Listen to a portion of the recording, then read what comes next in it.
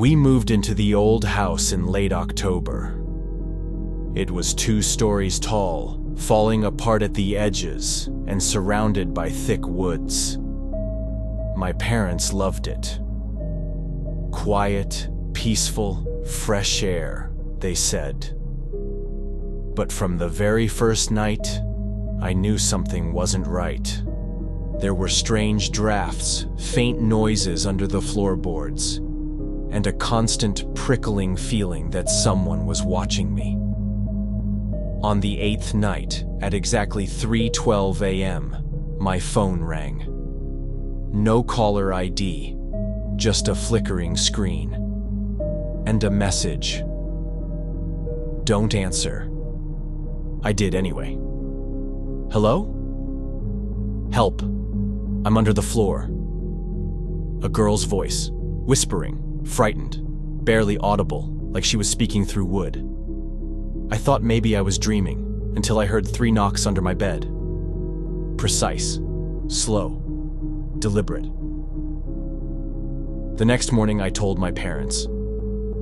They exchanged a look, and finally told me about Kaylee, a little girl who lived here 20 years ago. She vanished without a trace. The police never found her body, only her doll, and the basement door left wide open. That night, I stayed up, listening. And at 3:12, like clockwork, I heard breathing, right beneath the floor. I knelt down, pressed my ear to the wood, and the voice came again. I'm still here. Please don't leave me. Then something slid out from a crack between the boards. A piece of paper. Don't tell them. They'll hear you. Right then, my phone lit up again. Same hidden number. Same message. Don't answer. I didn't pick up, but the voice still came through, this time from the speaker. They're coming. Don't look them in the eyes. The hallway light flickered, and then I saw them. Figures, shadow-like, featureless. No eyes, no faces, just presence. They stood at the edge of the doorway, motionless, waiting. I locked myself in the closet and sat in the dark, barely breathing. When I finally looked at my phone again, a new message was waiting. Find the doll, or she takes your place. I remembered the old trunk in the attic. I grabbed a flashlight and a hammer, climbed the creaky stairs, and forced it open. Inside was a porcelain doll. Cracked face. Cold glass eyes. Under it, a note. Kaylee is inside. Do not break her. She can leave, but someone must stay. I picked up the doll, and the shadows vanished. The house went dead silent, but not safe, because when I looked in the mirror, she was behind me. Not just once. Every reflection, every surface, closer each time. Sometimes I see her standing in the hallway at night. Sometimes she whispers from the vents. No one else notices, but she's always there. Last night I set up a camera while I slept, just to prove I wasn't imagining things. The footage showed me sleeping. Still, peaceful. But in the mirror reflection, I was standing, watching myself, and smiling, not blinking. That's when I realized Kaylee got out. And now, I've taken her place.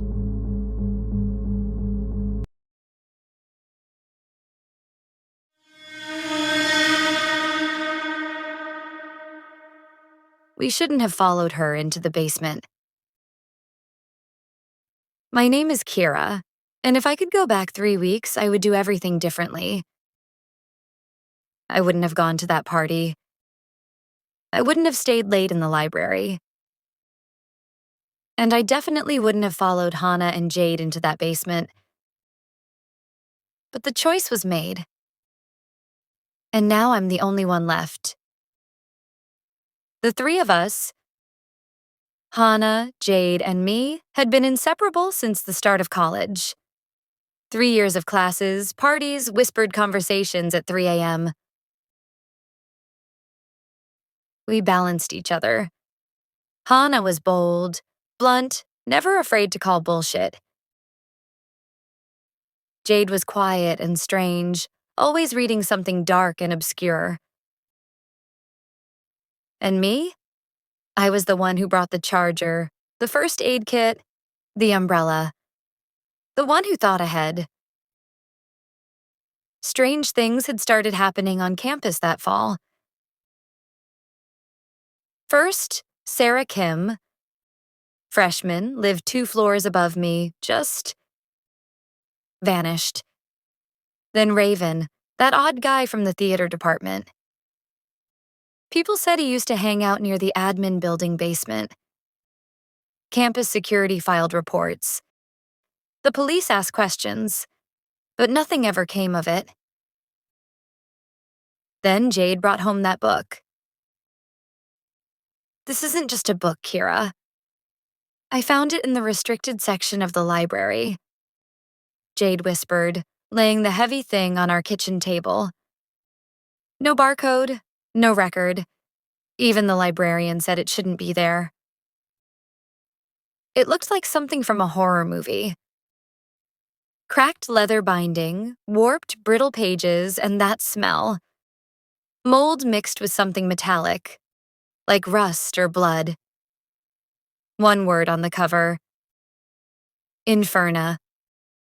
No author. No date. Maybe it's someone's art project? I suggested.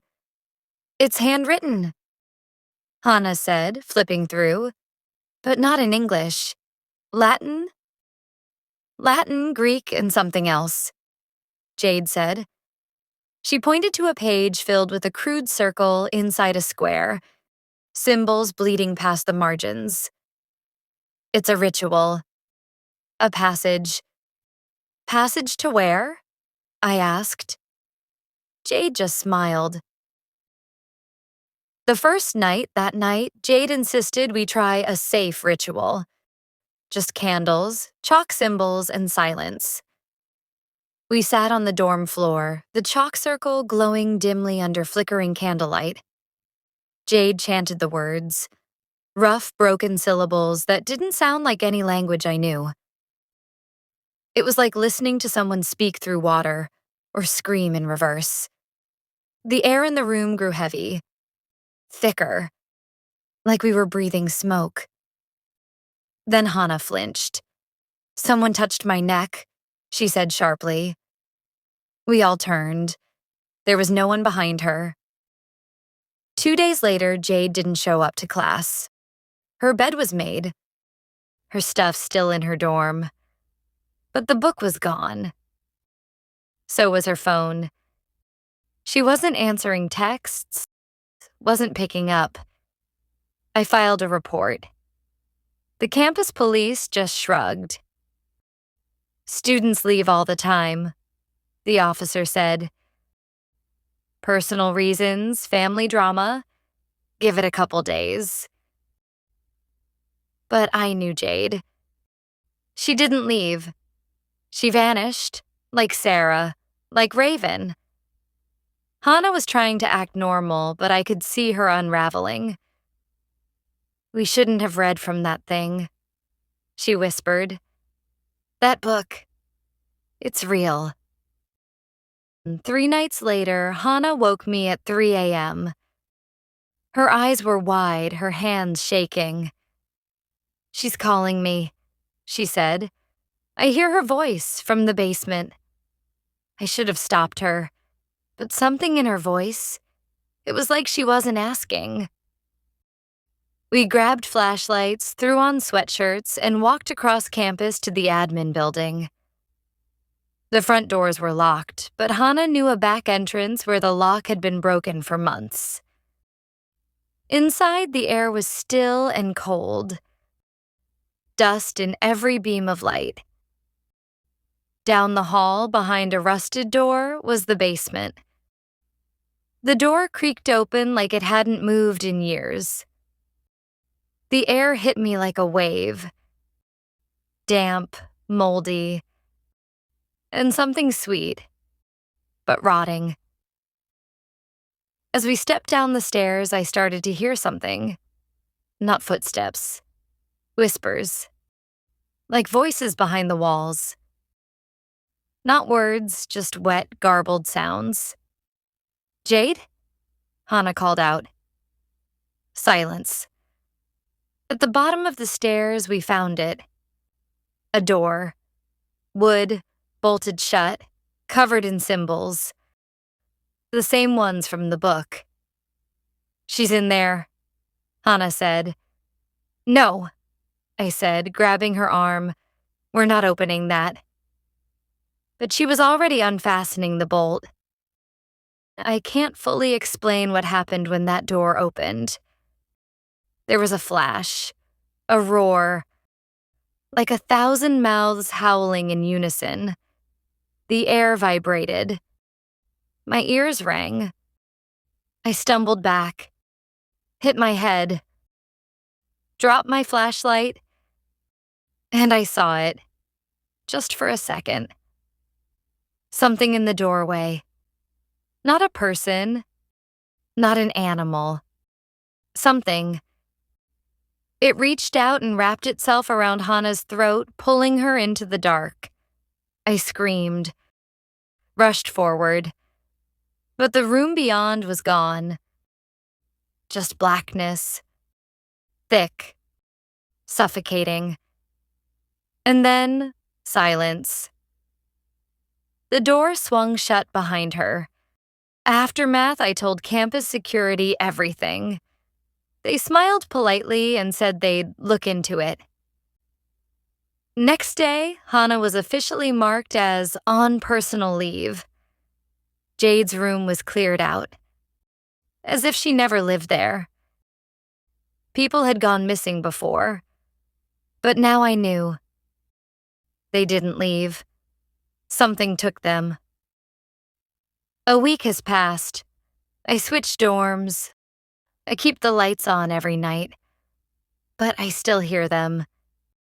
In my dreams. Jade, Hannah, standing in a circle drawn in chalk. Their faces pale. Frozen, like wax. Their mouths moving in unison. Calling me. "Kira, you're one of us now, right?"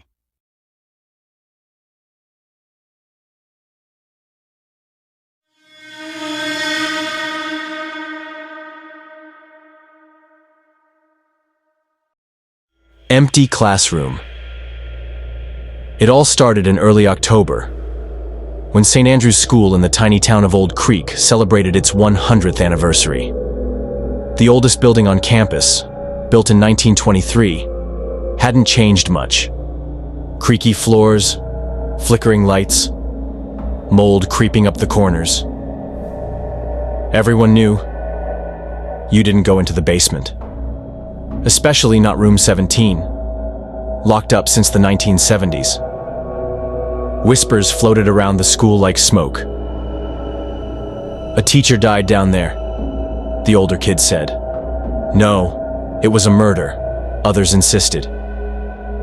Jessica, Kyle, and Nate, 3 best friends, didn't believe in ghost stories. They decided to find out what was really behind the door of room 17, while everyone else was busy setting up the anniversary fair in the gym.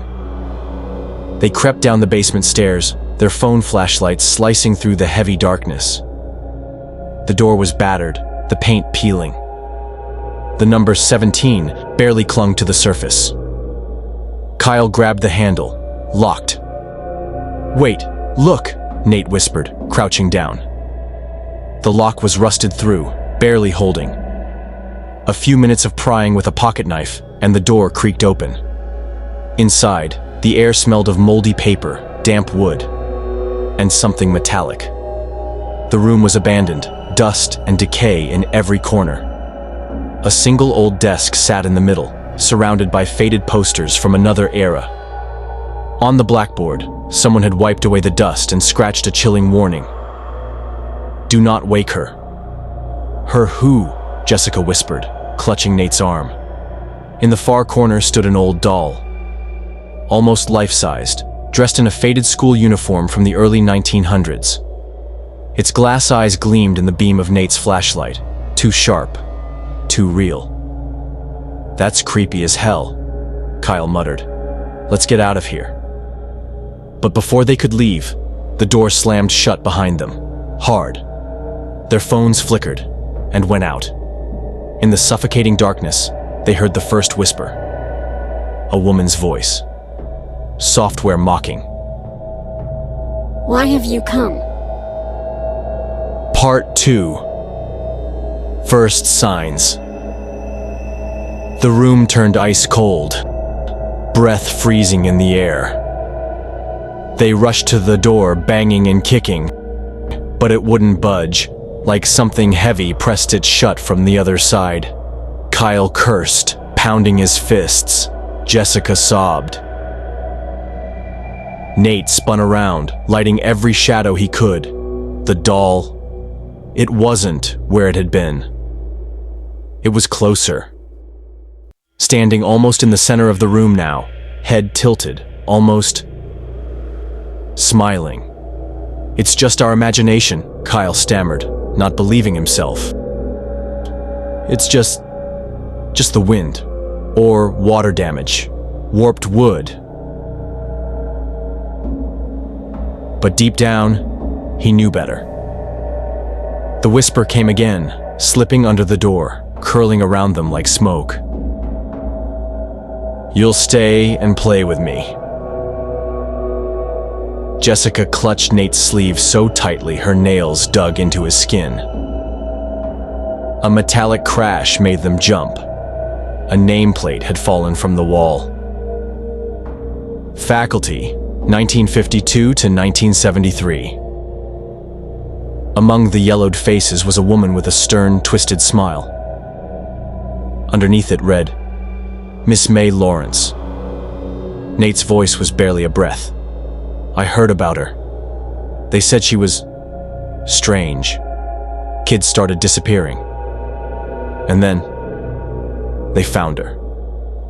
Hung by her own belt. Right here, in this room." The doll had moved again. Closer. The air smelled sharp now, like copper and rot. Scratching sounds scraped along the door behind them. Long, slow nails across wood. Kyle threw himself against the door one last time. It gave way with a screeching crack, and they bolted up the stairs, not daring to look back. They laughed when they reached the daylight, shaky with relief. Maybe it was over. Maybe it was just the dark playing tricks on them. They were wrong. The next day, Kyle didn't show up to school. Jessica visited his house after classes. The front door was open. The house was silent. She found Kyle lying at the bottom of the staircase, eyes wide open, frozen in terror. His skin was scratched, small marks everywhere, as if tiny, sharp nails had torn at him. Written in the dust beside him, a message. "Now you're mine." The police ruled it a heart attack. 16 years old. No history of illness. Everyone whispered, confused. Only Jessica and Nate knew the truth. And that night, as Jessica lay in bed, she heard it. A familiar whisper, dripping with cold sweetness. "Now it's your turn." She knew then. It was already too late.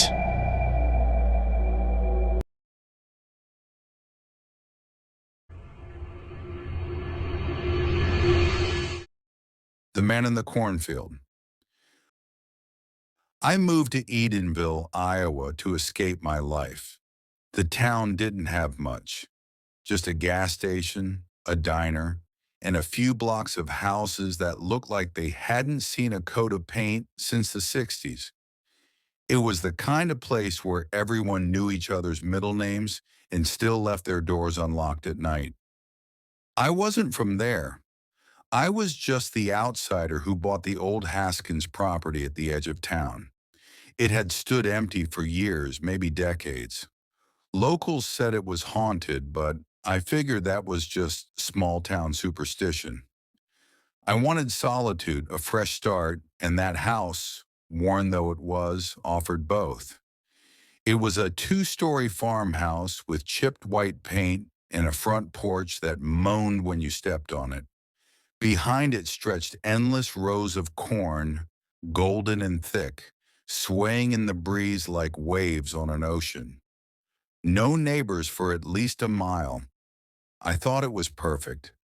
For the first few days, it was perfect.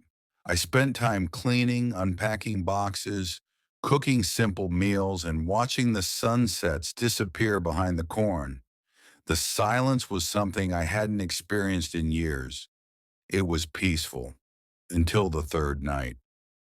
It was around 2 a.m. when I first saw him. I woke up thirsty. The air was heavy, the kind that sticks to your skin. I went to the kitchen, poured a glass of water, and glanced out the window. And there he was. A tall, dark figure stood at the edge of the cornfield, just where the yard ended. No light touched him, but I could see him clearly. He didn't move. He just stood there facing the house. I froze. My first thought was someone's trespassing, but who would wander through cornfields in the middle of the night? I turned on the porch light. It buzzed and flickered, but cast enough glow to reach the yard. No one was there. I chalked it up to nerves. I was alone in a new place, in a house that creaked like it had a voice of its own. Maybe I imagined it. Maybe it was a trick of the moonlight. I went back to bed, glass still full.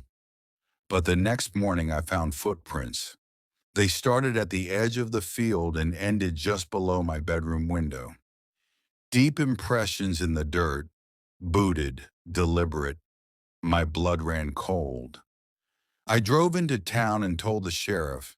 He listened politely, offered a quick inspection, but didn't find anything useful. Probably kids, he said. Sometimes they wander the fields at night, trying to spook newcomers. He didn't believe that. I could hear it in his voice. There was something else, something he wasn't telling me.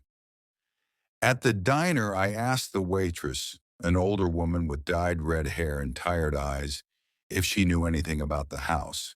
She paused, her smile fading. "You're staying out near the old Lynch cornfield, aren't you?"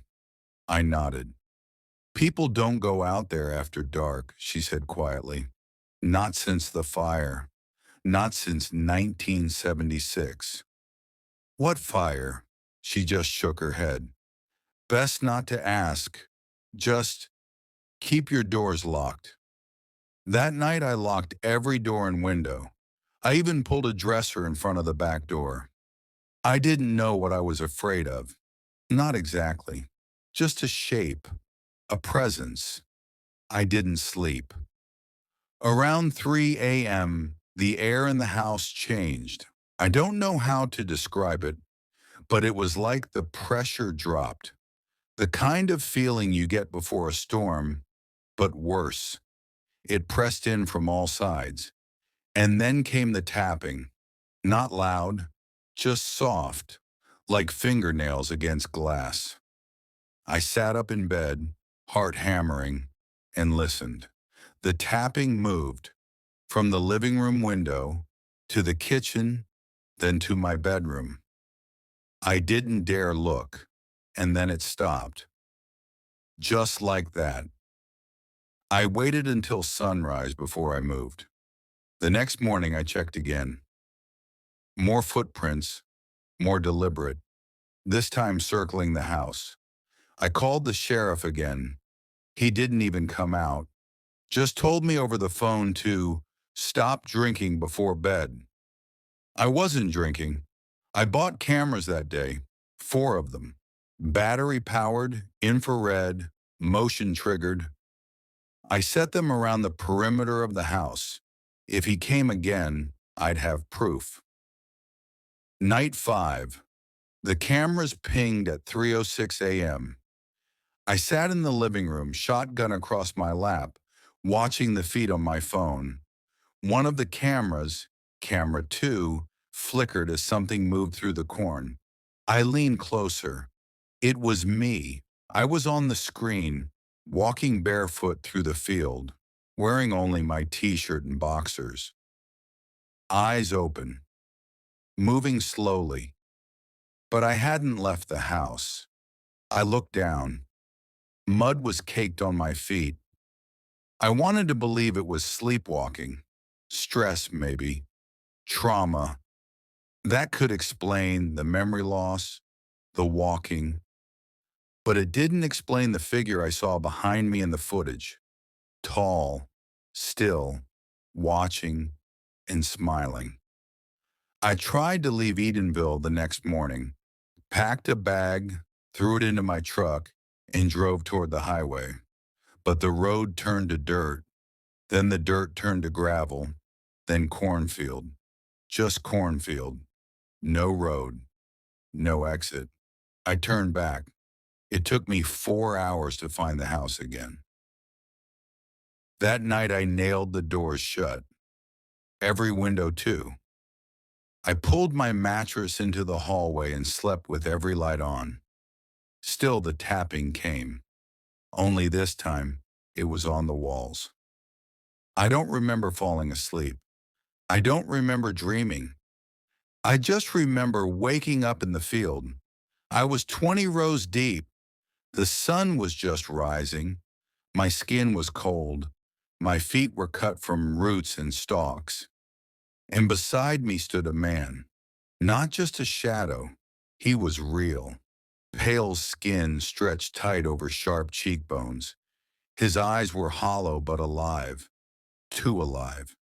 His smile was impossibly wide. "Found you," he whispered. Then I blinked and he was gone. The town won't help me. The cameras don't record anymore. My phone has no service. The roads don't lead anywhere. Every night he gets closer, and every morning I wake up farther into the field. I don't know what he wants. I don't know who he is. But I think he's been waiting for someone to come back, for someone to finish something. There's an old burn scar at the center of the field. Blackened earth, glassy and scorched. I found it yesterday. In the middle of it stands a scarecrow. Only it's not straw, it's bone, and it's wearing my face. Terrainer Shore.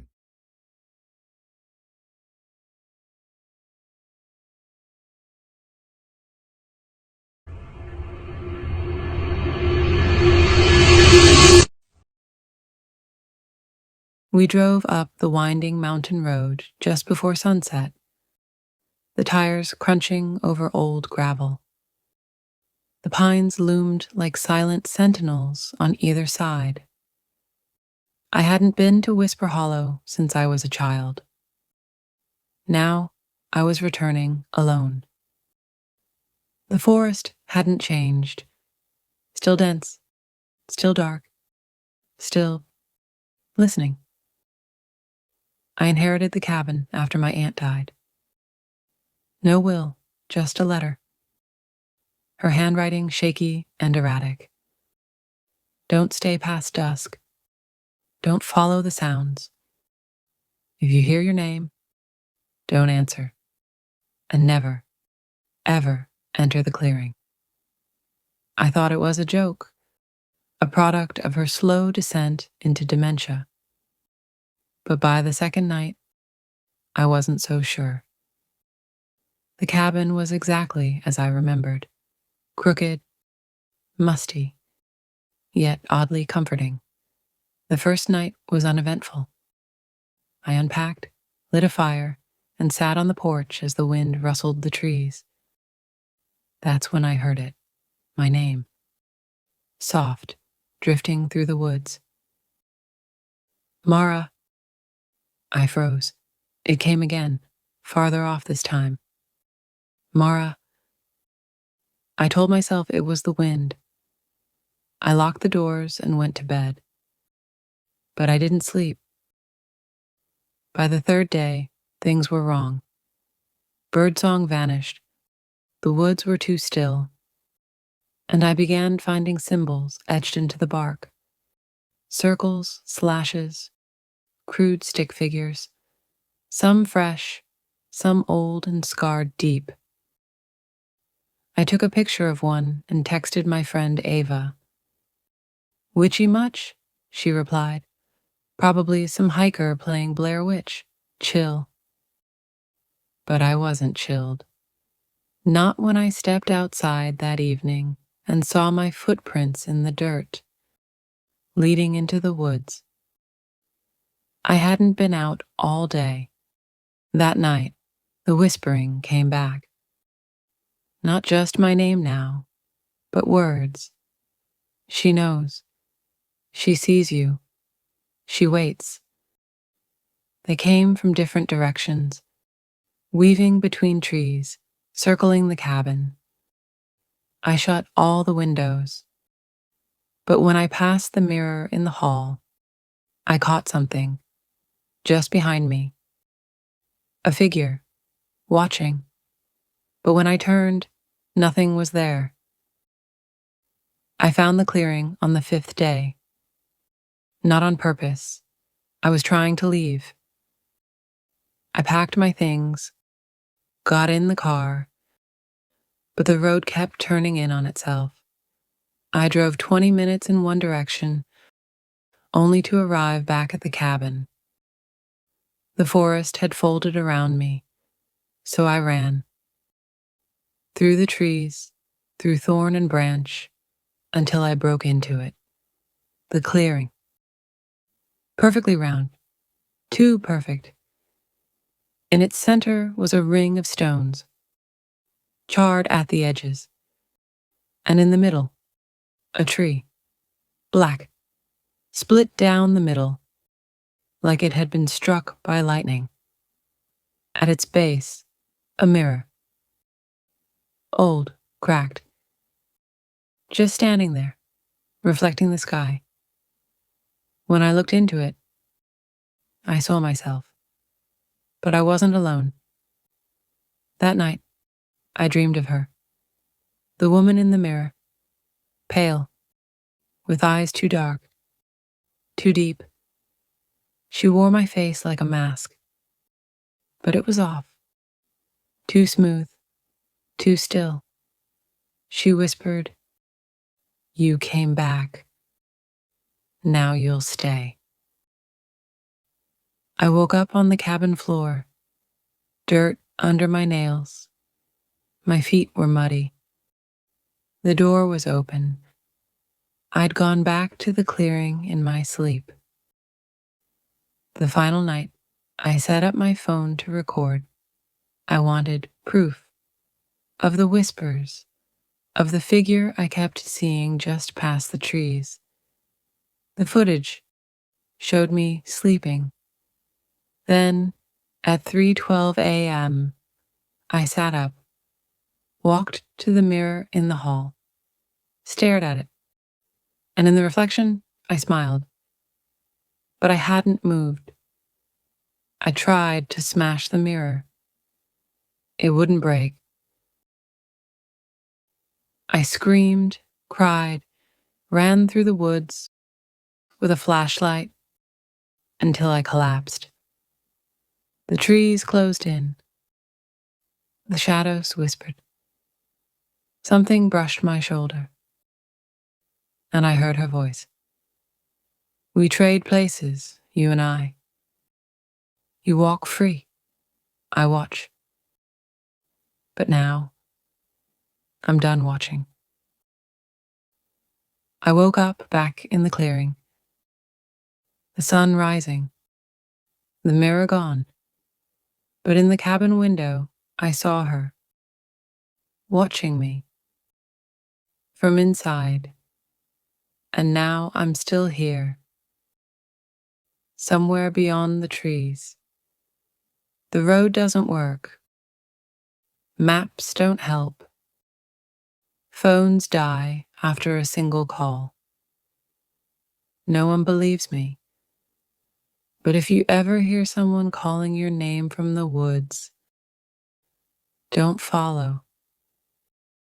Because if she sees you, she remembers. And she needs a face to wear.